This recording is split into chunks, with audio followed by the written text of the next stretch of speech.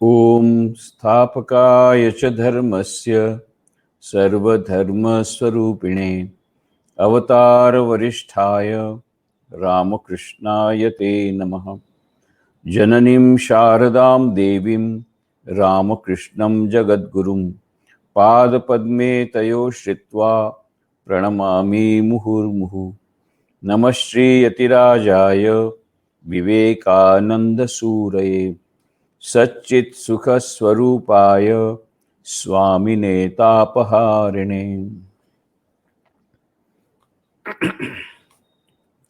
भगवान श्री रामकृष्ण देव, श्री माँ शारदा देवी एवं स्वामी विवेकानंद जी की कृपा से और आप लोगों के द्वारा यह जो इतना अधिक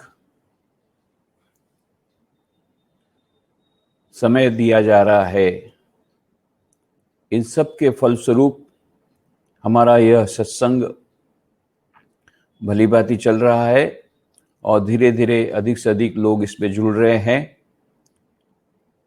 उससे हमें काफ़ी प्रोत्साहन मिल रहा है। तो प्रश्न कुछ कुछ आना शुरू हुए हैं।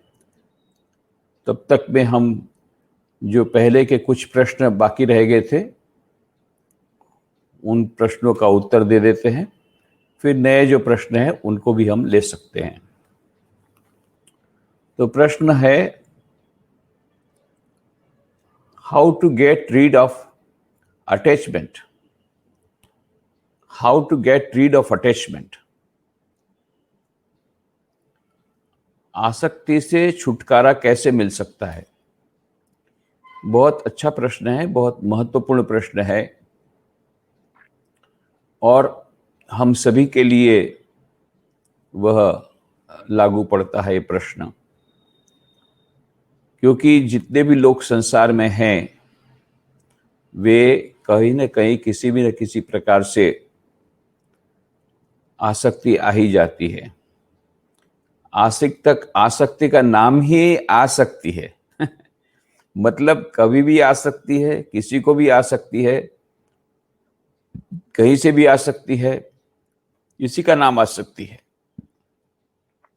तो ये आसक्ति का स्वभाव ही है, वो अपने आप आते हैं बिना बुलाए।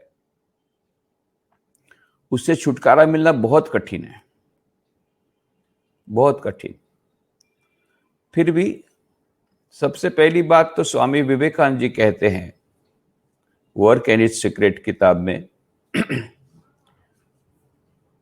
The source of all our miseries is attachment. हमारे सभी दुखों का एकमात्र कारण है आसक्ति। पर दूसरी ओर happiness is also the source of all our happiness. जो आसक्ति है वो हमारे सुखों का भी कारण है। तो क्या करें?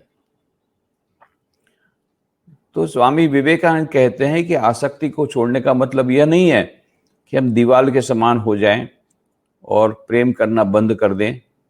नहीं, तब तो फिर दीवाल बहुत बड़ा दीवाल या इनर्ट मैटर जो है या जो पदार्थ हैं जो कि प्रेम नहीं कर सकते, फिर वही संत कहे जाएंगे।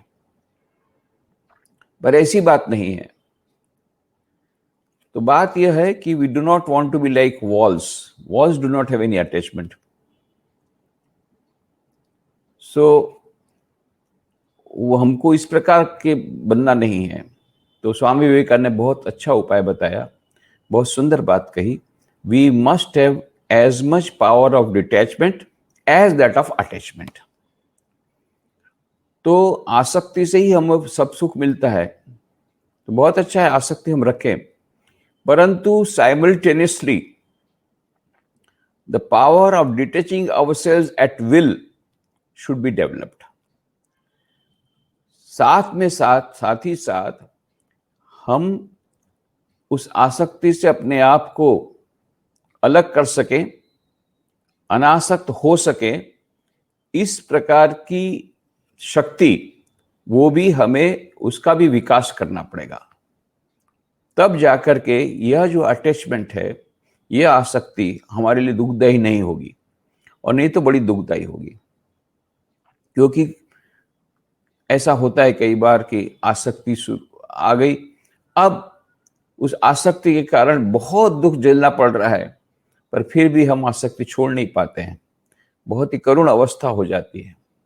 इसलिए स्वामी जी बोलते हैं, you may get attached, you may love somebody, you may love something, but reserve the power of detaching at will.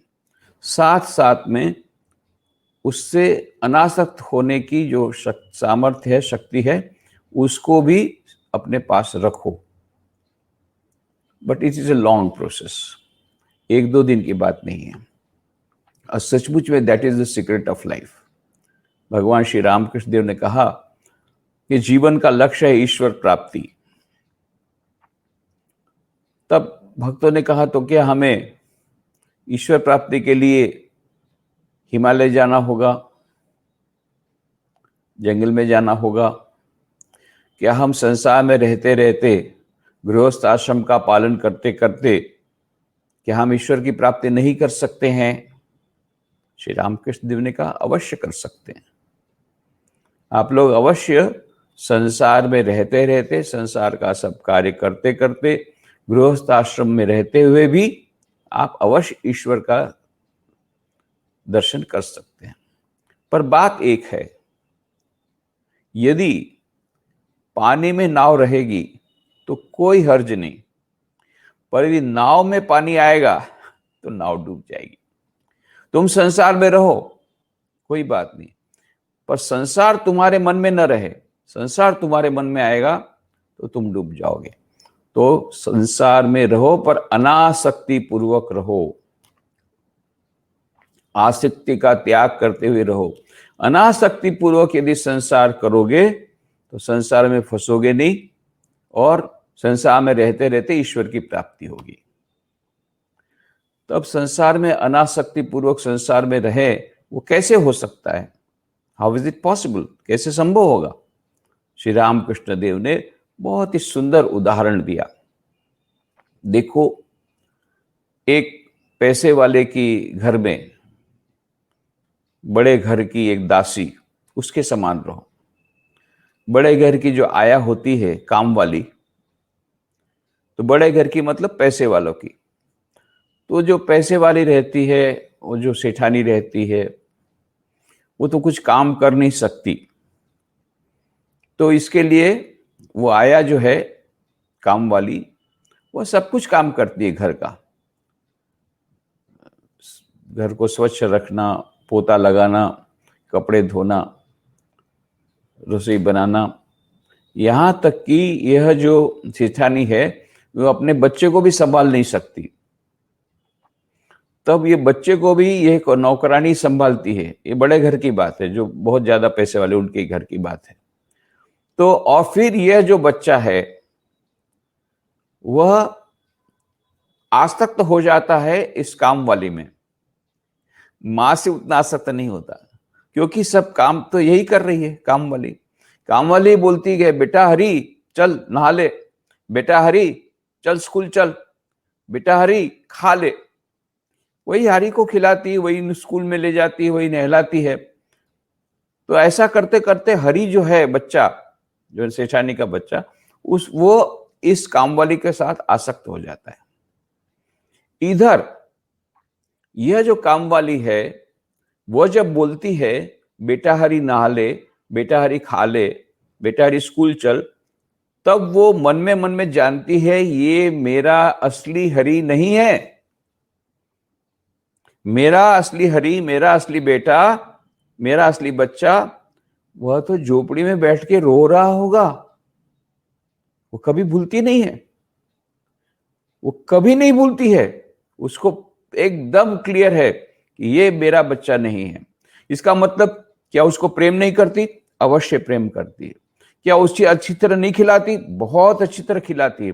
इतनी अच्छी तरह खिलाती, इतनी अच्छी तरह उसको रखती, इतना अच्छा प्रेम करती है कि वो लड़का अपनी माँ के पास जाने के बदले इस कामवाली के साथ जाता है, उसके साथ अटैच होता है। परंतु यह काम वाली जब भी बोलती बेटा हरी नहा ले, बेटा हरी खा ले, बेटा हरी स्कूल चल, तो वो जानती है ये मेरा हरी नहीं है, मेरा सच्चा हरी तो वहां बैठ के रो रहा होगा। इसके कारण होता क्या है, उसका नतीजा क्या हुआ? नतीजा यही हुआ, एक दिन वो बर्तन मांज रही थी और एक प्लेट थी वो टूट गई और ये सेठानी को बड़ा गुस्सा आया। मैं जापान से एक विशेष वो बहुत कीमती वो प्लेट लाई थी, तूने तोड़ दी। बहुत गुस्से में आ गए कि बोले गेट आउट, निकल जाओ। तो नौकरानी तो तुरंत चली गई, तुरंत चली गई। उसको कोई दुख नहीं है, क्योंकि नौकरानी मिलना आजकल बहुत मुश्किल है। नौकरानी को जॉब तो दूसरी फट करके मिल जाएगी, कई जगह से बुला हुआ आता है, कई जगह उसका तो वेटिंग लिस्ट में रहता है, आजकल तो और भी ज्यादा कठिन। तो इसलिए नौकरानी को कोई चिंता नहीं है, उसको तो दूसरी नौकरी मिल जाएगी, वो हंसते हंसते चली जाती है जब सेठानी गेट आउट का। अभी तो सेठानी को तो बाद में फिर गेट आउट तो बोल दिया, दूसरी नौकरानी मिलती नहीं है, फिर क्या करें? फिर अपने हाथ से सब करने जाती है, फिर कमर टूटती है, फिजियोथेरेपी का लंबा बिल आता है, तब सोचती है अरे इससे अच्छा ये प्लेट का तो इतना दाम था, उसे तो कई गुना का दाम मेरा चला गया फिजियोथेरेपी में, काहे को बेकार डाटा। फिर बाद में पछतावा होता है, पर अब पछतावा होता क्या जब चिड़िया चुग गई खेत तो चली गई। एनीवे, तो बात यह है कि बाद में जो छोटा बच्चा है वो उस नौकरानी के में न रोता है, वो माँ के पास नहीं जाता, माँ बोलते खा ले, नहीं वो नहीं खाता। वो कितना अटैच हो गया है नौकरानी, पर नौकरानी को कोई दुख नहीं है। क्यों? वो पहले से जानती थी ये मेरा हरी नहीं है। जब बोलती थी बेटा हरी खा ले, बेटा हरी ना ले, वो भूलती नहीं थी कि मेरा हरी ये नहीं है, मेरा सच्चा हरी तो झोपड़ी में बैठ के रो रहा होगा। इसलिए उसको कोई दुख नहीं होता उसको छोड़ने में। बस ये सबसे बड़ी बात है कि वो आसक्ति होती है, होने के बावजूद भी उसमें अनासक्ति की शक्ति उसने अपने आप रखी है। कैसे? बार बार ये सोच करके ये मेरा हरि नहीं है। तो श्री राम कृष्ण देव कहते हैं संसार में अवश्य रहो, गृहस्थाश्रम में रहो, पति को प्यार करो, पति की सेवा करो, पत्नी को प्यार करो, पत्नी की सेवा करो, बच्चों को प्यार करो, बच्चों की सेवा करो, माता पिता को प्यार करो, माता पिता की सेवा करो, सभी को प्रेम करो, सभी की सेवा करो। परंतु मन में याद रखना है कि एक दिन बुला हुआ आएगा और ये सब कुछ छोड़ करके जाना पड़ेगा। सब कुछ भी हमारे साथ नहीं आएगा, कोई भी व्यक्ति हमारे साथ नहीं आएगा, कोई भी व्यक्ति हमारे साथ नहीं आएगी, और न कोई वस्तु हमारे साथ आएगी। चाहे आप कितनी भी लेटेस्ट मॉडल की कार लाए हों, लेटेस्ट मॉडल के ड्रेस लाए हों, बहुत कष्ट करके सब लाए हों, कोई भी वस्तु मरने के बाद साथ में जाएगी नहीं, वो यहीं पर रह जाएगी, उसको छोड़ना ही पड़ेगा। एक दिन बिछोह अवश्यम भाई है, अवश्यम भावी। क्यों? जाता से ध्रुव मृत्यु ध्रुवो जन्म मृतस्य, जिसका जन्म हुआ है उसकी मृत्यु निश्चित है, तो एक न एक दिन तो मरना पड़ेगा। इसलिए स्वामी विवेकानंद ने कहा none is there but will be compelled in the long run to give up everything.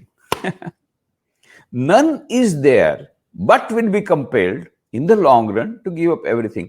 ऐसा कोई व्यक्ति नहीं है इस संसार में कि जो सब कुछ का त्याग नहीं करेगा। सब कुछ का त्याग सभी लोग करेंगे। एक भी व्यक्ति इस पृथ्वी पर नहीं है जो संपूर्ण त्याग, जिसको संन्यास बोलते हैं, संन्यास मतलब संपूर्ण न्यास, संपूर्ण त्याग, जो संपूर्ण त्याग नहीं करेगा। एक भी व्यक्ति ऐसा नहीं। कब? मृत्यु के समय।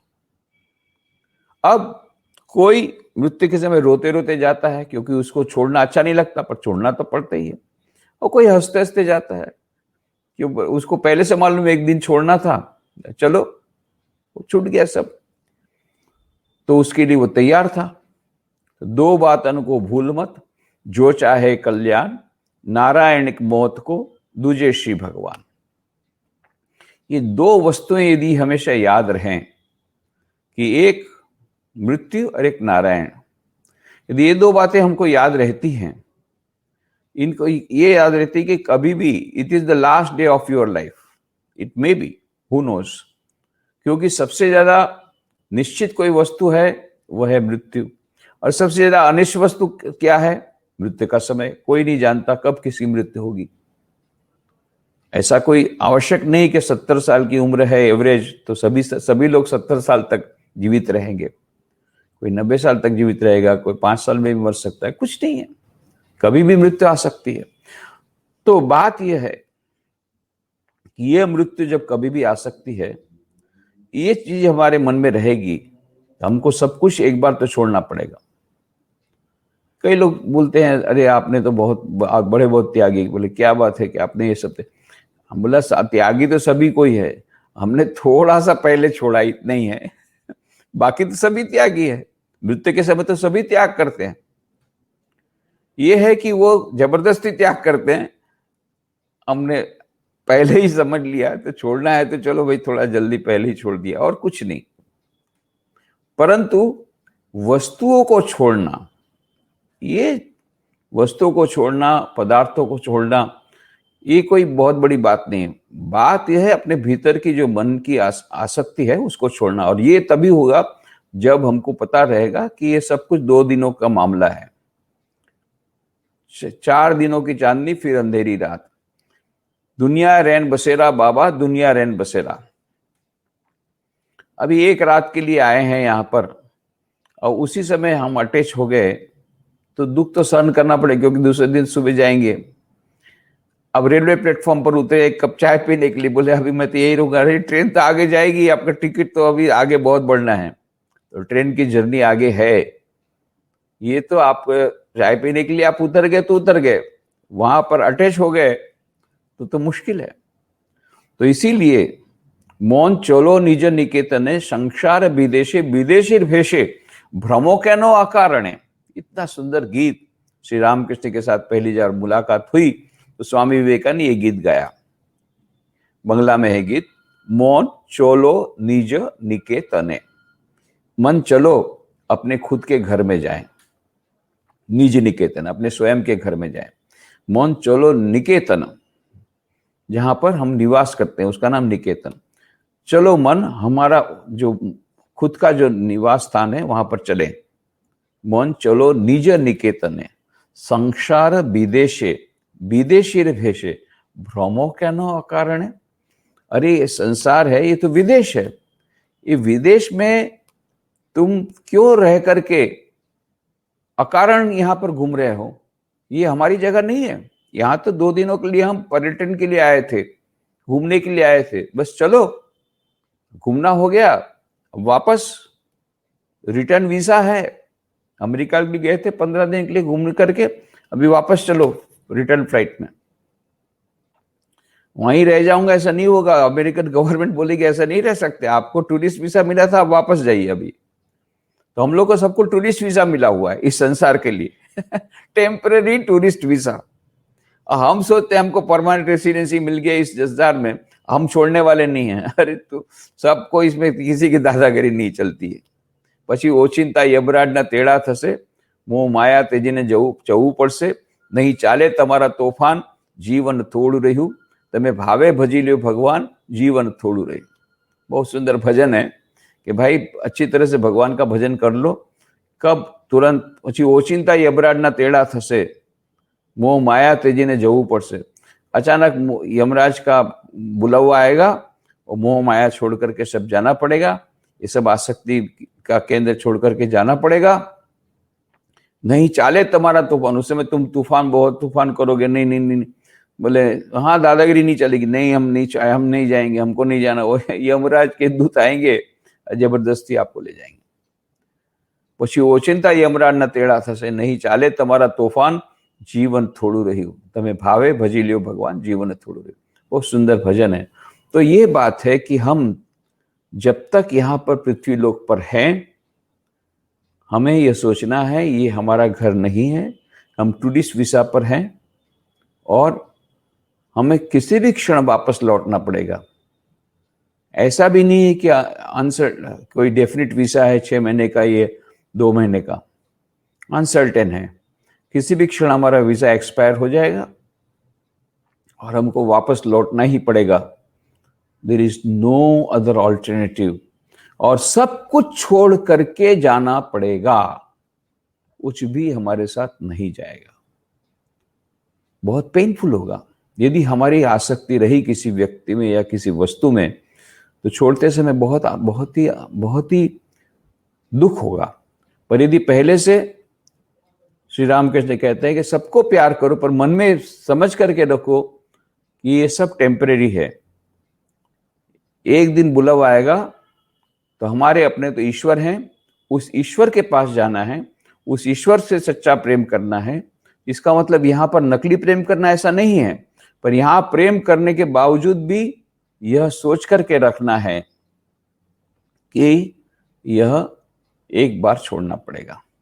तो there should be as much power of detachment as that of attachment. ये डिटैचमेंट का पावर कब आएगा? When we know that we will have to leave this place and we are on a tourist visa. और मृत्यु को हम जब याद रखेंगे, कभी भी हमको जाकर के सब कुछ छोड़ के जाना पड़ेगा, तो उसके भीतर जो आसक्ति का जो बंधन है वो थोड़ा ढीला हो जाएगा। तो ये आसक्ति आती कैसे है? अपने आप आती है, बिना बुलाए आती है, कभी भी आती है, ये बात तो सच है। और उसका स्रोत कैसे आती है वो? श्रीमद् भगवद गीता में उसका पूरा साइकोलॉजिकल एनालिसिस करके बताया, हाउ अटैचमेंट कम्स। तो कहा, ध्यायतो विषयान पुंसः संगस्तेषुपजायते, संगात संजायते कामः, कामात् क्रोधो विजायते, क्रोधात् भवति सम्मोहः, सम्मोहात् स्मृति विभ्रमः, स्मृति भ्रंशात् बुद्धिनाशो, बुद्धिनाशात् प्रणश्यति। पूरा प्रोसेस बना दिया। कोई भी साधक का डाउनफॉल जब होता है, किसी व्यक्ति का पतन जो होता है, ये पतन का मनोविज्ञान ये बता दिया। पतन का मनोविज्ञान ये यहां पर भगवान श्री कृष्ण ने गीता में बता दिया। आसक्ति से छूटने का एक और सुंदर उपाय भगवान श्री रामकृष्ण बताते हैं, वह है, बंगला में कहते थे, मोड़ फिरिए दाओ। मोड़ फिरिए दाओ मतलब दिशा को बदल दो। जितनी इंटेंसिटी है आसक्ति की वो भले रहे, पर उसकी दिशा को बदल दे। तो ऐसे कई उदाहरण हैं जहां पर कि इस आसक्ति के दिशा को बदलने के बाद ये जो अत्यंत आसक्त व्यक्ति थे वे संत में परिवर्तित हो गए। गोस्वामी तुलसीदास जी की बात हम लोग सभी जानते हैं कि वे अपनी पत्नी रत्नावली से बहुत प्रेम करते थे, बहुत उस पर आसक्त थे, बिना उसको देखे रह नहीं पाते थे, इतने आसक्त थे। एक बार ऐसा कुछ हुआ कि तुलसीदास जी को कुछ काम पर जाना पड़ा। इस बीच रत्नावली, उनकी पत्नी का भाई, आया गांव से और कहा कि पिताजी की तबीयत खराब है, तो तुम चलो। तो रत्नावली एक पत्र रख करके गई कि मैं कुछ दिन मायके जा रही हूं, फिर वापस आ जाऊंगी। और वो चली गई मायके। जब तुलसीदास जी आए तो एकदम से हक्के बक्के रह गए ये पत्र देख करके। वो तो एक मिनट उसके बिना नहीं रह पाते थे। ये तो बोल रही कुछ दिनों के बाद में आऊंगी मायके से। बहुत उनका मन चंचल हो गया, नींद नहीं आ रही है, छटपट कर रहे हैं। आखिरी में क्या किया, आधी रात को उसी अवस्था में चले गए गांव के लिए। बीच में नदी थी, वो भी कैसे भी करके पार की। कपड़े भी गंदे हो गए, कपड़े गीले हो गए, पर मानो एक आधे पागल जैसे पहुंच गए रत्नावली के पास। तब आधी रात से भी ज्यादा हो गई है और खटखटाया दरवाजा, किसी ने नहीं खोला। फिर रत्नावली को दया आई तो रत्नावली ने दरवाजा खोला और वो इनकी इस अवस्था को देख करके बड़ी दुखित हुई।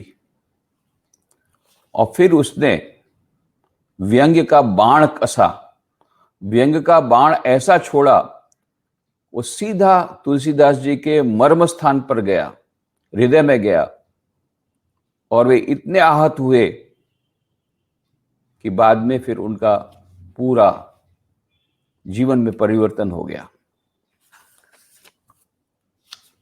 रत्नावली ने कहा, लाज न लागत आपको, दौड़े आया हूं साथ, धिक धिक ऐसे प्रेम को कहां कहो मैं नाथ। अस्थि चर्म में देह में तामे जैसी प्रीति, तैसी जो श्री राम में होत ना तव भव भीति। कहते हैं, आपको लज्जा नहीं आई, इस प्रकार से दौड़े आए मेरे पीछे पीछे, धिक्कार है ऐसे प्रेम को। मैं तो लज्जा से बहुत ही लज्जित हो जाती हूं आपके इस व्यवहार से, मेरे मायके वाले क्या सोचेंगे। ये अस्थि चर्ममय देह में आपकी जैसी आसक्ति है ना, उतनी आसक्ति यदि आपकी श्री राम में होती ना, तो आप भवसागर पार हो जाते। बस ये जो बाण लगा, उनका शब्द बाण तुलसीदास जी के हृदय में, अरे मैं जिसको इतना प्यार करता हूं वो मुझे इस प्रकार से डांट रही है। बस निकल पड़े, उसी समय संसार का त्याग कर दिया और फिर श्री राम की भक्ति में लग गए, महान संत बन गए। रामचरितमानस का ग्रंथ लिखा, और भी कई ग्रंथ लिखे, और हमको गोस्वामी तुलसीदास के रूप में महान संत मिले उस आसक्ति के कारण और रत्नावली की उस डांट के कारण। तो कभी कभी इस प्रकार से भी जीवन में परिवर्तन आता है, और ये आसक्ति उसकी दिशा बदलने पर वो ईश्वर से मिला देती है। श्री रामानुजाचार्य के जीवन में भी ऐसी एक घटना आती है। वे श्रीरंगम में गए हुए थे, पाटोत्सव था, बहुत बड़ा उत्सव था, कई लोग आए हुए थे, हजारों लोग आए हुए थे। और ये रामानुजाचार्य स्नान करके आ रहे हैं, श्रीरंगम मंदिर में जाएंगे दर्शन करने। उस समय उन्होंने एक बड़ा विचित्र दृश्य देखा। एक युवक छाता लेकर के चल रहा था, पीछे पीछे चल रहा था, सामने की ओर नहीं जा रहा था, पीछे जा रहा था। सामने एक सुंदर युवती थी, वो युवती चलती आ रही थी और ये उसको देखते देखते देखते पीछे पीछे आ रहा था। फिर उसको बुला करके भेजा श्री रामानुजाचार्य ने, बोले ऐसा विचित्र व्यवहार तू क्यों कर रहा था, ऐसा पीछे पीछे जा रहा था। तो बोले मैं अपनी प्रियतमा के बिना एक क्षण भी नहीं रह सकता, तो इसलिए उसको देखते देखते देखते मैं जा रहा था। इतना वो आसक्त था उस युवती में, हेबांबा उसका नाम था, हेबांबा में इतना आसक्त था। तो बोलता ऐसा क्या है कि जो इसमें तू इतना आसक्त है। बोले उसकी बड़ी सुंदर सुंदर आंखें हैं, ऐसी आंखें विश्व में कहीं नहीं है, किसी की नहीं है, इसलिए मैं उस आंखों में आसक्त हूं और मैं उसके बिना रह नहीं पाता, और इसलिए मैं इसको देखते देखते देखते देखते आता हूं। श्री रामानुजाचार्य ने कहा, अच्छा उससे अधिक सुंदर आंखें यदि मैं तुम्हें दिखा दूं, हो ही नहीं सकता, विश्व में कोई भी आंखें इस समय नयन, इतने सुंदर नयन कभी नहीं हो सकते। बोले चलो। उसको हाथ पकड़ करके ले गए श्रीरंगम के मंदिर में। उस समय संध्या आरती हो रही थी, अंधेरा था मंदिर में, गर्भ मंदिर के सामने खड़े रहे, केवल दिया जल रहा था। उस दिए के प्रकाश में श्रीरंगम के जो नेत्र देखे, ऐसे सुंदर नेत्र, बस वो व्यक्ति देखता ही रहा, देखता ही रहा, देखता ही रहा। संध्या आरती खत्म हो गई, मंदिर बंद करने का टाइम आ गया, उसको निकाला। फिर दूसरे दिन सुबह आया, सारे दिन खड़ा रहा, वही नेत्र का दर्शन कर रहा है। ऐसा करते करते महान भक्त बन गया। बाद में धनुर्दास नाम का वो महान भक्त बन गया। तो बस उसने आसक्ति का केंद्र बदल गया, उसी के कारण वो महान भक्त बन गया। भर्तृहरि की कहानी तो सभी लोग जानते हैं। भर्तृहरि, राजा भर्तृहरि, ये विक्रमादित्य के भाई थे। उज्जैन के विक्रमादित्य के बारे में सभी लोग जानते हैं। विक्रमादित्य की कई कहानियां मशहूर हैं। तो उज्जैन में जाने से वहां पर भर्तृहरि की गुफा है, वो जरूर देखना चाहिए। बहुत ही सुंदर स्थान है, अत्यंत एकांत का स्थान है, परंतु दिन के समय में जाना चाहिए। आजकल कुछ एंटी सोशल एलिमेंट्स आए हैं, तो संध्या के बाद वहां पर सेफ नहीं है, परंतु दिन में जा सकते हैं। बहुत ही वहां पर शांति और एकांत की जगह है। भर्तृहरि की गुफा। ये भर्तृहरि, राजा भर्तृहरि, ये अपनी पत्नी में बहुत आसक्त थे। उनकी पत्नी का नाम था पिंगला। एक बार जंगल में गए थे, एक साधु ने साधु को बचाया, तो साधु उन पर बहुत प्रसन्न हुए। तो उन्होंने कहा, देख, ये किसी को बताना मत, ये अमर फल है। एक फल उसके हाथ में दिया, ये अमर फल है, किसी को बताना मत, ये गुप्त बात मैं बता रहा हूं। ये अमर फल जो खाएगा वो अमर हो जाएगा, तो इसलिए तूने इतनी सेवा की, तो मैं तुझे अमर फल देता हूं। राजा बोला, मैं किसी को बताऊंगा नहीं। आया राजमहल में आकर के अपने कमरे में गया, और वो अमर फल खाने ही जा रहा था कि उसको अपनी पत्नी पिंगला की याद आई। अरे, मैं तो अमर हो जाऊंगा, पर रानी तो मर जाएगी, उसके बिना मैं एक क्षण नहीं रह सकता हूं, कैसे मैं जीऊंगा? उससे बेहतर तो यह है कि वो अमर फल पाले, ताकि मुझे उसका मृत्यु देखना ना पड़े। तो फिर वो रानी के पास जाता है, कहता है, देखो, मुझे तुम्हें एक सीक्रेट बात बोलनी है, एक गुप्त बात बोलनी है। ये अमर फल है, ये मुझे मिला है, इस अमर फल को जो खाएगा वो अमर हो जाएगा।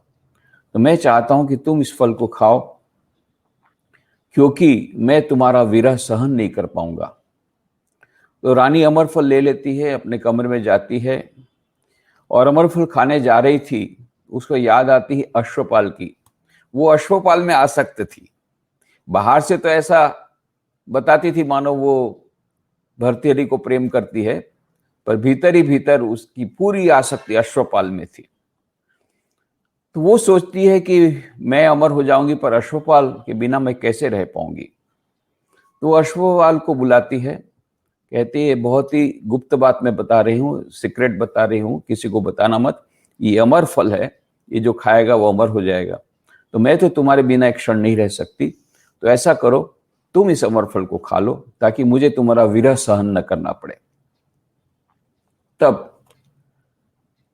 अश्वपाल उसको ले जाता है, अपने कमरे में जाता है, अमर फल खाने जाता है। तब उसको याद आती है गणिका की। गणिका से बहुत आसक्त था। बाहर से तो बताता था कि वो रानी में आसक्त है, उसके पास से सब कुछ फेवर ले लेता था, परंतु भीतर ही भीतर में वो आसक्त था गणिका के प्रति। तो फिर वो गणिका के पास जाकर के बोलता है, देखो, किसी को बताना मत, ये बहुत गुप्त बात है। ये जो फल है वो अमर फल है, जो खाएगा वो अमर हो जाएगा। तो मैं तो तुम्हारे बिना रह नहीं सकता, मैं तुम्हारा विरह सहन नहीं कर पाऊंगा। अच्छा है कि तुम ही इस फल को ले लो। तो गणिका फल ले लेती है, अपने कमरे में जाती है, और जब फल खाने जा रही थी तब उसको याद आती है राजा की। वो राजा में आसक्त थी। तो वो सोचती है, अरे मैं तो गणिका हूं, मेरे खाने से मैं यदि अमर हो गई तो कौन सा है, पर राजा, वो यदि अमर होता है तो राज्य का भी अच्छा होगा, और मुझे भी उसका विरह सहन नहीं करना पड़ेगा। तो राजा के पास आती है, बोलती, कहती है, मैं हुजूर, मैं आपको एकांत में मिलना चाहती हूँ।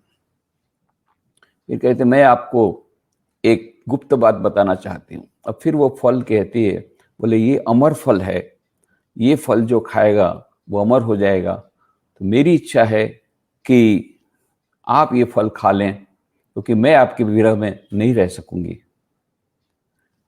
और ये राजा फल को लेता है। वाह रे वाह! बाद में वे कहते हैं, जिसके प्रति मैं आसक्त हूं वो किसी और में आसक्त है, वो किसी और में आसक्त है, वो मुझ में आसक्त है। धिक्कार है इस आसक्ति को, धिक्कार है इस प्रेम को, और धिक्कार है उस अश्वपाल को, धिक्कार है उस रानी को, और धिक्कार है इस गणिका को, धिक्कार है मुझे जो मैं इस प्रकार से आसक्ति में फंसा हूं। और फिर वे राज छोड़ देते हैं, संन्यास ग्रहण करते हैं और महान ये बन जाते हैं महान संत भर्तृहरि। जिस भर्तृहरि ने श्रृंगार शतकम लिखा था वे ही वैराग्य शतकम लिखते हैं। और उसमें ये लाइन है, उसमें वे कहते हैं, हाय हाय हाय, मैं जिसको प्रेम करता हूं वो किसी और को प्रेम करती है, और वो फिर और किसी को प्रेम करता है, और वो मुझे प्रेम करती है। धिक्कार है उस प्रेम को, धिक्कार है इस आसक्ति को, धिक्कार है इस संसार को। ईश्वर के प्रेम के अलावा कोई भी प्रेम सच्चा प्रेम नहीं है, ये उनको उपलब्धि होती है। तो ये आसक्ति से भर्तृहरि राजा में से एक संत हो जाते हैं। तो श्री रामकृष्ण देव कहते हैं कि दिशा बदल दो, मोड़ फिरिए दाओ। स्वामी तुरानंद जी महाराज ने श्री रामकृष्ण को कहा कि मैं किस प्रकार से आसक्ति से, ये काम से अपने आप को विरत कर सकता हूं। बोले अरे उसको और बढ़ाओ, हाँ और बढ़ाओ, हाँ, पर उसकी दिशा बदल दो, ईश्वर के प्रति मोड़ दो, तो वही काम, वही आसक्ति वो आशीर्वाद स्वरूप बन जाएगी। तो हम लोग इसके लिए प्रयत्न कर सकते हैं। सभी के जीवन में ऐसी ड्रामेटिक घटना होगी, ऐसा नाटकीय कोई परिवर्तन आएगा, ऐसा सोचना तो विफल है। परंतु जो श्री रामकृष्ण देव ने कहा था, इस प्रकार से हम प्रयत्न करते हैं तो यह भी एक अच्छा सुंदर रास्ता है कि धीरे धीरे धीरे धीरे हम ईश्वर की ओर अग्रसर जितना जितना जाएंगे उतनी हमारी आसक्ति का जो बंधन है थोड़ा सा तो ढीला पड़ेगा, थोड़ा सा, वही हमारे लिए बहुत है। तो आज इस अवसर पर इस प्रश्न का उत्तर हमने दे दिया, कैसे आसक्ति के बंधन से हम अपने आप को मुक्त कर सकते हैं। आज यही समाप्त करें। ओम शांति शांति शांति। हरि ओम तत्सत। श्री राम कृष्णार्पणमस्तु।